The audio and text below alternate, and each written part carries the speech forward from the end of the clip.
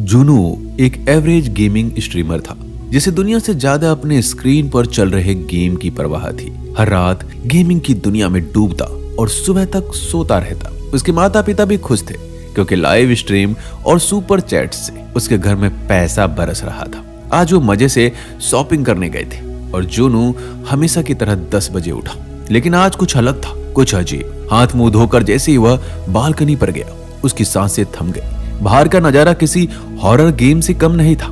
लोग इधर उधर भाग रहे थे, एक दूसरे पर झपट रहे थे, नुकीले दांतों से मांस नोच रहे थे। उसकी रूह कांप उठी। तभी उसकी नजर पड़ी एक स्कूल की लड़की पर जो अपनी ही माँ को बुरी तरह काट रही थी। जुनू का दिमाग सुन्न पड़ गया। ये क्या हो रहा था? थरथराते हाथों से उसने टीवी ऑन किया। न्यूज चैनलों पर खौफनाक हेडलाइंस चल रही थी। शहर में खतरनाक वायरस का हमला, लोग बन रहे हैं जिंदा लाशें। तभी जुनू के फ्लैट का दरवाजा जोर से धक्का खाकर खुला और उसका पड़ोसी मॉडल 69 हांफता हुआ अंदर घुस आया। बाहर ज़ॉम्बीज का खतरा था और वह किसी तरह अपनी जान बचाकर यहाँ तक पहुंचा था।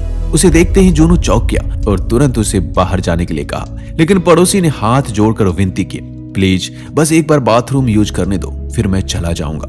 जुनू के मन में दया आ गई। उसने सोचा, बेचारा जान बचाकर भागा है, अगर इसकी जगह मैं होता तो। ये सोचकर वो मान गया और पड़ोसी को वॉशरूम जाने दिया।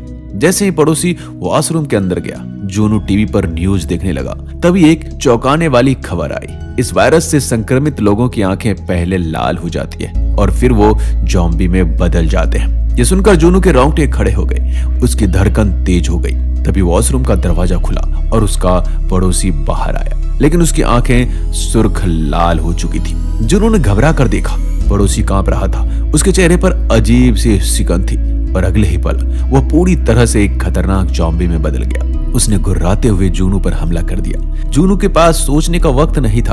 उसने पूरी ताकत लगाकर उसे जोर से लात मारी, जिससे वह दरवाजे के बाहर जा गिरा। जुनू ने बिना वक्त गवाए दरवाजा धड़ाम से बंद कर दिया और तेजी से कुंडी चढ़ा दी। लेकिन उसका डर अभी खत्म नहीं हुआ था। जब उसने अपने कांपते हाथों से दरवाजे के छोटे से छेद से बाहर देखा तो उसकी आंखें और भी फटी की फटी रह गई। बाहर एक भयानक ज़ॉम्बी खड़ा था जिसने उसके पड़ोसी मॉडल 69 को वहीं पर कच्चा चबा डाला। जुनू का शरीर पसीने से भीग गया। डर के मारे उसकी सांसें अटकने लगी। उसे अब अपनी जान बचानी थी। उसने देरी किए बिना फटाफट फ्रिज को खींचकर दरवाजे के सामने अड़ा दिया ताकि कोई भी ज़ॉम्बी अंदर नहीं घुस पाए। अब ये दरवाजा ही उसकी जिंदगी की आखिरी ढाल थी। जुनू का दिल जोर जोर से धड़क रहा था। उसने घबराकर अपने मम्मी पापा को कॉल करने की कोशिश की, लेकिन नेटवर्क नहीं था। बेचैनी बढ़ती जा रही थी। तभी उसके फोन में एक मैसेज आया। यह उसकी फैमिली ग्रुप से था, क्या तुम ठीक हो? और फिर एक और मैसेज आया, सिर्फ 2 शब्दों में लिखा था, स्टे अलाइव। जुनू की आंखें नम हो गई। उसका परिवार दूर था, पर उन्होंने एक मजबूत संदेश दिया था, किसी भी हालात में जिंदा रहना है। उसने कांपते हाथों से अपनी फैमिली फोटो उठाई, उस पर कागज का एक टुकड़ा चिपकाया और उस पर बोल्ड अक्षरों में लिखा, स्टे अलाइव। अब उसे किसी भी हालात में जिंदा रहना था। उसने तुरंत अपने खाने पीने का स्टॉक चेक किया, फ्रिज खोला, अलमारी टटोली, जो भी बचा था उसे गिनने लगा। कुछ डिब्बा बंद खाना, थोड़ा पानी और कुछ नूडल्स। ज्यादा दिन नहीं चलने वाला था। फिर उसके दिमाग में एक आइडिया आया। उसने अपने एड्रेस के साथ अपनी एक फोटो ली और सोशल मीडिया पर पोस्ट कर दी, शायद कोई मदद करने के लिए आए। लेकिन जब उसने बालकनी से बाहर झांका तो उसकी रूह कांप गई। पूरा अपार्टमेंट ज़ॉम्बी से भर चुका था। हर जगह लड़खड़ाते, गुर्राते, भूख से तड़पते ज़ॉम्बीज घूम रहे थे। उसे घबराहट महसूस होने लगी। उसने खुद से कहा, रिलैक्स, कुछ खा लो। खाना देखकर उसे कुछ पल के लिए सुकून मिला। तभी उसके सामने की बिल्डिंग की एक बालकनी में किसी को देखा। एक लड़की, वो घबराई हुई थी, ज़ॉम्बीज से बचने की कोशिश कर रही थी। उसकी आंखों में डर साफ दिख रहा था। जुनू का दिल पिघल गया। वह उसकी मदद करना चाहता था। उसने बालकनी से चिल्लाया, पर यही उसकी सबसे बड़ी गलती थी। ज़ॉम्बीज की तेज सुनने की शक्ति ने काम किया। एक पल पहले जो इधर उधर भटक रहे थे, अब वो बिजली की तेजी से लड़की की ओर भागने लगे। लड़की चीख रही थी, हाथ पैर मार रही थी, पर कोई बचाने वाला नहीं था। जुनू बस देखता रह गया। अगले ही पल ज़ॉम्बीज ने उसे पकड़ लिया और फिर वह दिल दहला देने वाला मंजर था। लड़की की चीखें पूरे माहौल में गूंज उठी। फिर अचानक सब कुछ शांत हो गया। जुनू का पूरा शरीर सुन्न पड़ गया। अब जुनू उस लड़की को बचा तो नहीं पाया, पर उसे अब ये भी लगने लगा कि वो खुद को भी नहीं बचा पाएगा, क्योंकि उसके चिल्लाने की वजह से उसके दरवाजे को खोलकर ज़ॉम्बी अंदर घुस गए थे। जिसने पहले तो जूनू के फ्रिज से सारा खाना नीचे गिरा दिया और फिर वह जूनू को खाने के लिए उसके पीछे पड़ गया। लेकिन सही टाइम पर जूनू ने अपना दिमाग चलाया और बालकनी से नीचे लटक गया, जिससे जॉम्बी भागता हुआ सीधे बिल्डिंग से नीचे गिरकर मर गया। जिसके बाद जूनू ऊपर आया और इस बार अपने दरवाजे को कसकर लॉक कर दिया, पर उसके पास खाना बहुत ही कम बचा था। उसने अपनी हेल्प के लिए इस बार अपनी वीडियो बनाई, पर इसी तरह एक हफ्ता गुजर गया, लेकिन उसे बचाने के लिए इधर कोई नहीं आया। अब उसके पास आखिरी खाना बचा था, जिसे उसने पहले तो मजे में खा लिया और फिर से एक वीडियो बनाई कि मैं अभी भी जिंदा बचा हूं, मुझे कोई तो बचाने के लिए आओ। तभी उसे याद आया कि उसकी माँ ने एक ऐसी ऐप बनाई थी जिससे FM सिग्नल के जरिए मैसेज भेजा जा सकता था। ये सोचते ही हुआ जल्दी जल्दी अपने फोन के लिए हेडफोन जैक ढूंढने लगा, क्योंकि बिना उसके FM नहीं चल सकता था। लेकिन घर में जितने भी हेडफोन थे सब ब्लूटूथ वाले थे। उस दिन उसे पहली बार एहसास हुआ कि छोटे से हेडफोन जैक की भी कितनी अहमियत होती है। इस तरह 15 दिन बीत गए। अब उसके पास खाने पीने का सामान पूरी तरह खत्म हो चुका था। मजबूरी में उसने अपने डैड की शराब की बोतलें खाली करनी शुरू कर दी। पहले तो यह सब मजेदार लगा, लेकिन धीरे धीरे उसे महसूस हुआ कि उसके माँ बाप घर आ गए हैं और सब कुछ पहले जैसा हो गया है। वह खुशी से झूम उठा, लेकिन जैसे ही उसकी आंखें खुली उसे समझ आया ये तो सिर्फ एक सपना था। उसका दिल टूट गया। वह जोर से रो भी नहीं सकता था, क्योंकि अगर उसने आवाज की तो जॉम्बीज वहां आ सकते थे। तभी उसके फोन में थोड़ी देर के लिए नेटवर्क रिस्टोर हुआ, जिससे उसके फोन में उसके मॉम डैड के भेजे गए वॉइस मैसेज आ गए, जिसे सुनने के बाद जूनू को पता चला कि उसके मॉम डैड भी जॉम्बीज की चपेट में आ चुके हैं। जिसे जानकर जूनू को बहुत गुस्सा आया और उसने अपने घर की अलग अलग चीजों को तोड़ने फोड़ने लगा। जिसके बाद वो गुस्से में अपने फ्लैट से भी बाहर आ गया और एक जॉम्बीज को तो उसने जान से मार दिया। तभी उसके पीछे बहुत सारे जॉम्बीज पड़ गए, जिसे देखकर फिर से वो अपने फ्लैट में भागकर आ गया। इसके बाद उसने हाई करके अपनी एक वीडियो बनाई और बाय करके फांसी पर चढ़ गया, क्योंकि अब वैसे भी उसकी फैमिली नहीं बची थी और वो किसी भी हालात में जॉम्बी तो नहीं बनना चाहता था। अब वो फांसी पर लटका था। तभी उसके सामने के फ्लैट से उस पर किसी ने लेजर लाइट मारी, जिससे जूनू को लगा कि उसके अलावा यहाँ और भी कोई जिंदा बचा है। तो वो जैसे तैसे करके अपने आप को फांसी के फंदे से निकाल लेता है। जूनू की दिल की धड़कन तेज हो गई। उसने अपने कांपते हाथों से बालकनी का दरवाजा खोला और बाहर झांका।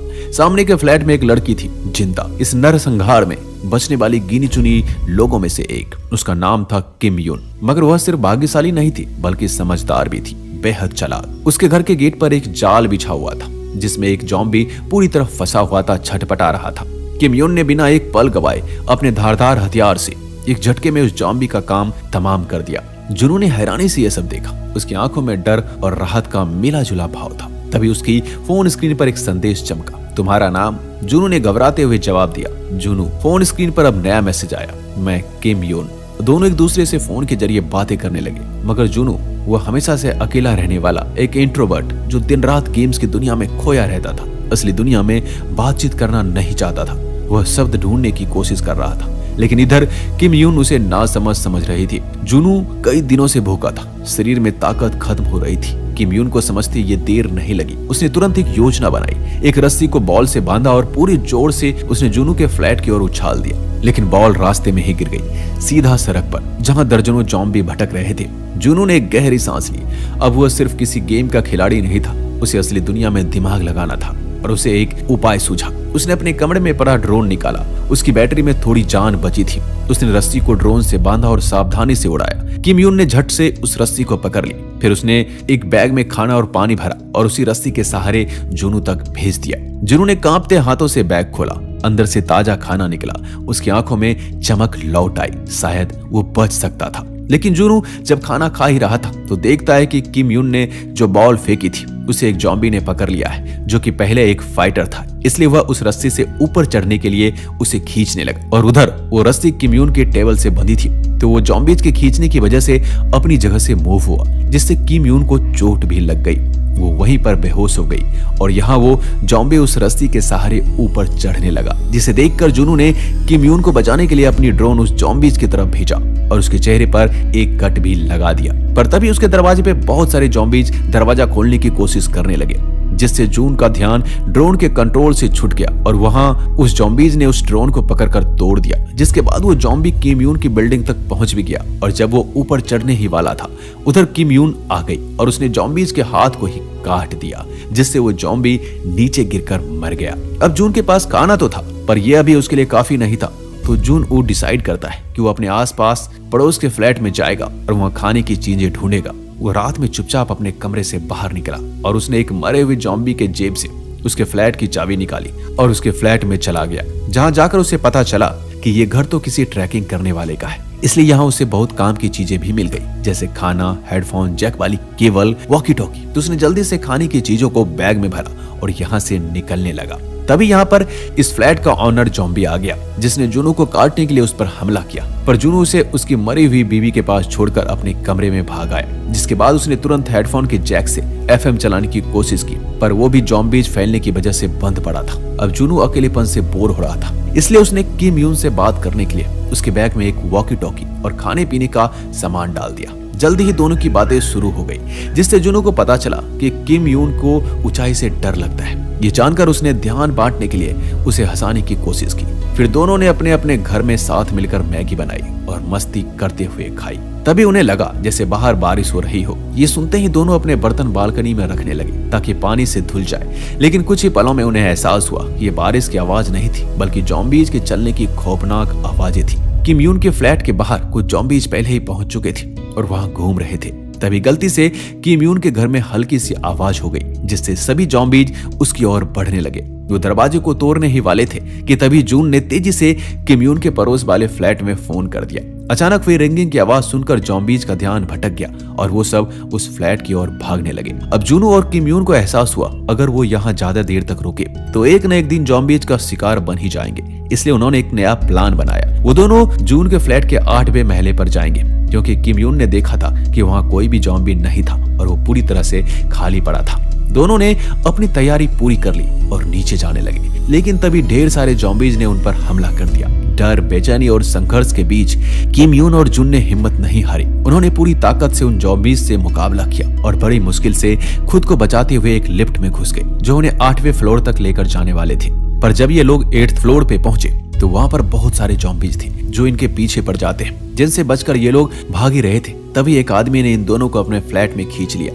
यहाँ किम यून को शक हो रहा था कि वो आदमी उनकी मदद क्यों कर रहा है, पर जब उस आदमी ने उन्हें खाना ऑफर किया तो दोनों खाने पर टूट पड़े। लेकिन वो आदमी था बहुत ही चालाक। उसने इन दोनों के खाने में बेहोशी की दवा मिला रखी थी, जिससे ये दोनों बेहोश हो जाते हैं। दरअसल इस आदमी की वाइफ ज़ॉम्बी बन चुकी थी, जो काफी दिनों से भूखी है। ये सोचकर उस आदमी ने इन दोनों को उसे डिनर में देने का सोचा था और फिर इसने किम यून को अपनी वाइफ के कमरे में डाल दिया। तभी जुनू भी होश में आ गया। उसने इस आदमी को गन पॉइंट पर रखे दरवाजे को खुलवा लिया। वहां किम यून ने भी उस वाइफ के मुंह में एक प्लास्टिक को लपेटा था और जैसे ही दरवाजा खुला तो उसने उस आदमी के ऊपर ही वाइफ को छोड़ दिया, जिसने उसे काट लिया और उसका हस्बैंड अपनी ज़ॉम्बी बीवी को गले लगाकर मर गया। अब इससे पहले कि वो ज़ॉम्बी में बदल जाता, किम यून ने बिना एक पल गवाए उन दोनों को गोली मार दी, लेकिन बंदूक की गूंज ने नीचे मंडरा रहे ज़ॉम्बीज को अपनी ओर भड़का दिया। उनके सड़े गले कानों ने आवाज पकड़ ली और वो भेड़ियों की तरह ऊपर की तरफ दौड़ गए।